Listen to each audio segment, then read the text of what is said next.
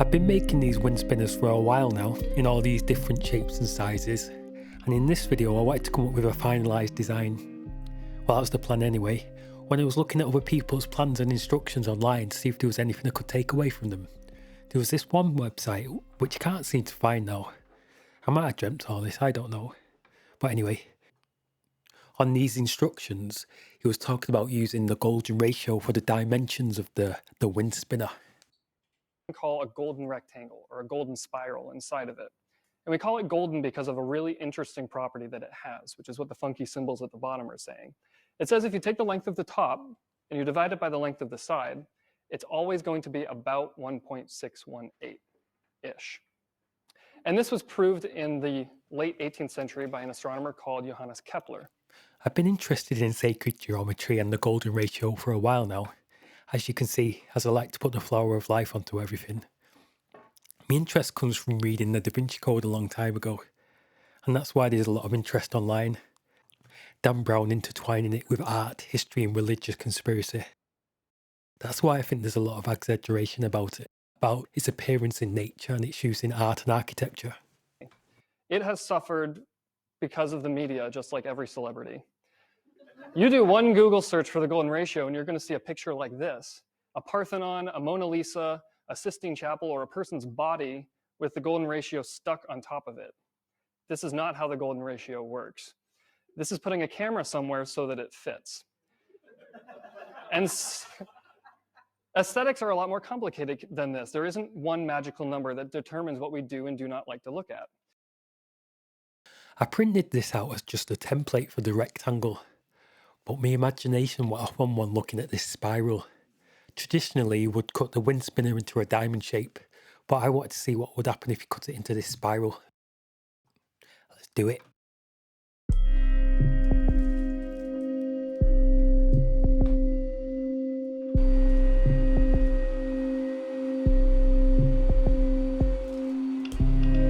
So it's not letting me push the wood through. I don't really know why, but I think it's to do with the riving knife preventing the kickback. This old wood's not the straightest, and try to cut fairly thin strips as well. So this might have been a scary kickback moment.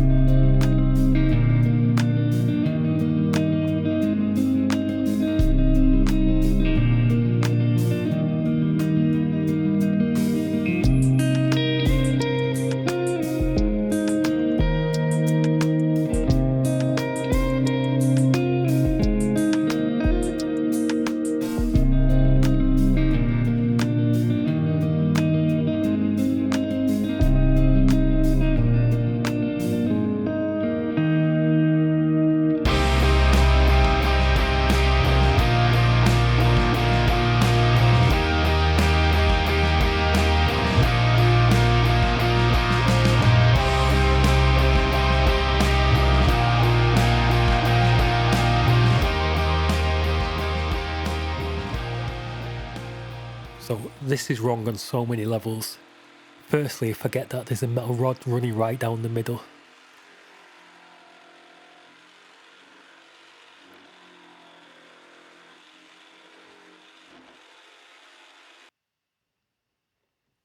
So luckily I had some strips left over that I replaced on the bottom, and I came up with a better plan. I traced the shape of the spiral onto the wood with this carbon paper.